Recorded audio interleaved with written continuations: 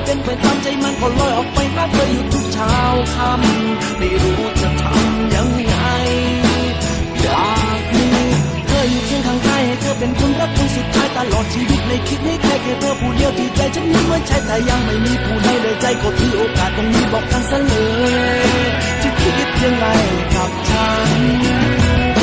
ก็แล้วแต่เธอ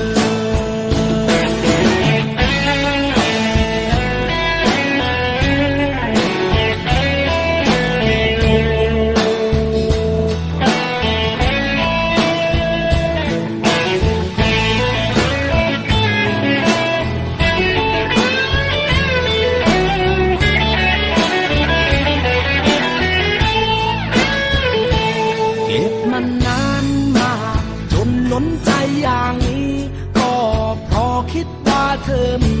แฟนอยู่แล้วก็เลยไม่กล้าแต่ก็นะ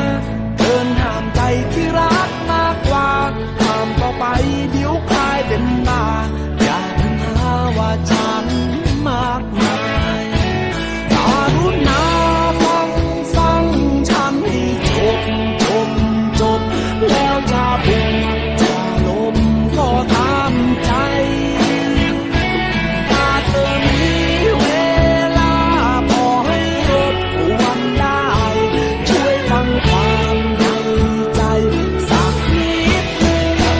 หลับตา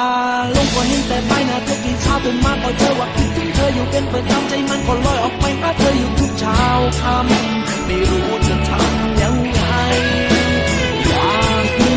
เธออยู่เคียงข้างกายให้เธอเป็นคนรักคนสุดท้ายตลอดชีวิตไม่คิดให้ใครแค่เธอผู้เดียวที่ใจฉันนั้นไว้ใช้แต่ยังไม่มีผู้ใดเลยใจก็ถือโอกาสตรงนี้บอกกันซะ